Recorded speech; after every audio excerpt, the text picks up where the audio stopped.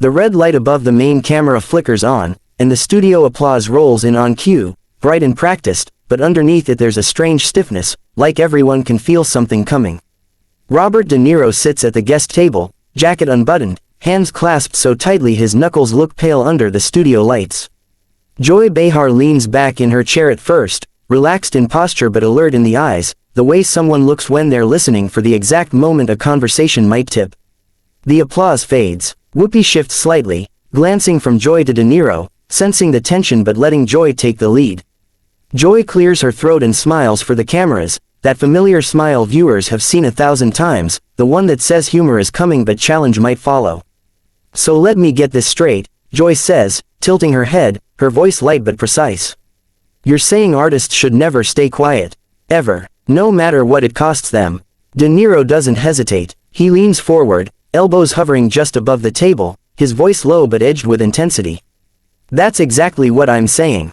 Silence isn't neutral. Silence is a choice. And when you've got a platform like this, like yours, like mine, choosing silence means choosing comfort over responsibility. A soft wave of murmurs travels through the audience, not loud enough to interrupt but present enough to be felt. One of the co-hosts inhales sharply, another shifts her papers. Joy's smile tightens just a fraction. She twirls her pen between her fingers, buying herself a second. Okay, she says, nodding slowly. But responsibility isn't a one-size-fits-all thing, Robert. Not everyone wants, or needs, to turn every appearance into a declaration. This is a morning talk show, not a rally.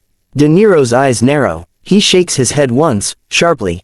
That's the problem. Everyone keeps pretending there's a safe time and place. There isn't. If people are uncomfortable, maybe they should be. The audience reaction is louder this time. A few claps, a few gasps. Joy leans forward now, mirroring his posture, her tone still controlled but no longer playful. Discomfort is one thing, she says. Ambush is another. People tune in here for conversation, not confrontation. De Niro lets out a short, humorless laugh. Conversation without honesty is just noise. That lands hard. The studio goes quiet in a way that feels heavy, as if even the air conditioning has paused to listen. Joy blinks, surprised, then recovers quickly. So now we're dishonest, she asks, her voice rising just enough to signal a line has been crossed. I didn't say you, De Niro replies, though his tone doesn't soften. I'm talking about the culture. About people with microphones who smooth things over instead of saying what actually needs to be said. Joy's pen stops spinning. She sets it down deliberately on the table. Careful, she says, half joking but half warning. You're sitting at that table, not hosting it. A ripple of nervous laughter runs through the audience. One of the co-hosts attempts to interject, but Joy lifts a finger without looking away from De Niro, signaling she's got this. De Niro straightens in his chair. And I respect that, but respect doesn't mean agreement. If we keep worrying about tone, we never get to the truth. Joy nods, lips pressed together. Tone matters when you're talking to people, not at them. He meets her gaze, unblinking. Sometimes people don't listen unless you raise your voice. Joy exhales through her nose, a sound picked up clearly by her mic. Or maybe they stop listening altogether. There's a pause, long enough that someone in the control room probably considers cutting to commercial early. Whoopi glances toward Joy, eyebrows raised, silently asking if she wants help. Joy gives the slightest shake of her head. You know, Joy says, her voice calmer now but sharper in intent, there's a difference between courage and performance. Not everyone who stays quiet is afraid. Some people are strategic. Some people want dialogue, not division. De Niro's jaw tightens. Strategy becomes an excuse real fast.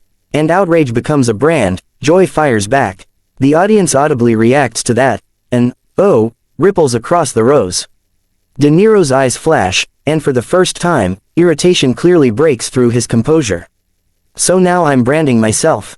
He says, I've spent my life saying what I believe, whether it cost me roles, friends, money. Don't tell me it's a performance. Joy doesn't look away. Then don't tell me what this show is supposed to be. Another co-host finally tries to step in. Maybe what we're really saying is. But De Niro cuts in, his voice louder now. No, what I'm saying is that if you have influence and you don't use it, you're complicit. Period. The word hangs in the air like smoke. Complicit. Joy stiffens. Complicit, she repeats. That's a serious accusation to throw around on live television. De Niro shrugs, unapologetic. Serious times. Joy's expression hardens, and that gives you the right to judge everyone else's choices. He leans back, crossing his arms. If you're public, yes. You open yourself up to that. The audience noise swells again, divided now, some clapping, some uneasy murmurs. Joy glances briefly at the camera, fully aware of millions watching this exchange unfold in real time.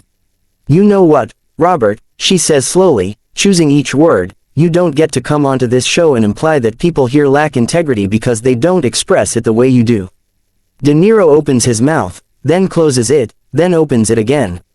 Then maybe don't invite people who won't play safe. The gasp is immediate and collective. One co-host's eyes widen. Another shakes her head. Joy freezes for half a second, the comment landing like a slap. Her smile vanishes completely. Excuse me, Joy says, her voice suddenly sharp, slicing clean through the noise. No one at this table plays safe. The audience falls silent. Even De Niro seems to register that something has shifted. We play fair, Joy continues, leaning in, her hands flat on the table now. We argue, we push back, we listen. But we don't come in here accusing people of cowardice because they don't match your volume. De Niro looks at her, surprised, then thoughtful, but he doesn't interrupt. Joy's voice steadies, but the edge remains. And if you think the only way to use a platform is to shout, then you're missing the power of actually talking to people. The silence after Joy's last sentence stretches longer than anyone expects. It's not the comfortable kind of pause television thrives on, but a brittle one, the kind where everyone is suddenly aware of cameras, microphones, and the fact that nothing said next can be taken back. Robert De Niro shifts in his chair, uncrossing his arms, then crossing them again, as if he's reconsidering his next move in real time. One of the co-hosts glances down at her notes, pretending to read while clearly listening to every breath. Joy holds her posture, eyes still locked on De Niro, but her jaw tightens. She can feel the control room watching her, waiting to see if she'll pivot, soften, joke her way out of it. She doesn't. Instead, she inhales deeply, the sound audible through her mic, and raises her hand. No, she says, firm and unmistakable. We're stopping right there. The effect is immediate. A few audience members start to clap out of instinct, then stop when they realize this isn't a punchline. The applause dies before it fully begins. The studio feels suddenly smaller, heavier, like the walls have edged closer. De Niro blinks, genuinely caught off guard. Stopping what? He asks, his voice lower now, less combative, but still edged with disbelief. This, Joy replies, gesturing between them. This spiral. Whoopi leans forward slightly, ready to step in, but Joy continues before anyone else can speak. She stands, pushing her chair back just enough that it makes a soft scrape against the floor, a sound far louder than it should be in the quiet. This is the view, Joy says, turning slightly so she's addressing both De Niro and the camera. We don't shut people down, and we don't let people steamroll the conversation either. And right now, that's exactly what's happening. De Niro looks around the table, then back at Joy. His expression shifts, not angry now, but guarded. I'm not trying to steamroll anyone, he says. I'm saying what I believe. And so are we, Joy shoots back. But belief doesn't give you a free pass to accuse everyone else of moral failure. The audience murmurs again, softer this time, uncertain. Joy lifts her hand once more, palm outward, silencing them without even looking. Live television has rules, she continues. Not the fake kind, real ones. Respect is one of them. She turns fully toward the main camera now, aware of the millions watching at home, some cheering her on, others already forming opinions. When conversations get personal instead of productive, it's my job to stop them. De Niro exhales slowly, nodding once, as if absorbing the moment. Fair enough, he says, though his tone suggests he's not entirely convinced. Joy looks back at him. I appreciate your passion, I really do. But passion doesn't mean you get to dictate how everyone else uses their voice. There's a beat. De Niro's shoulders drop slightly.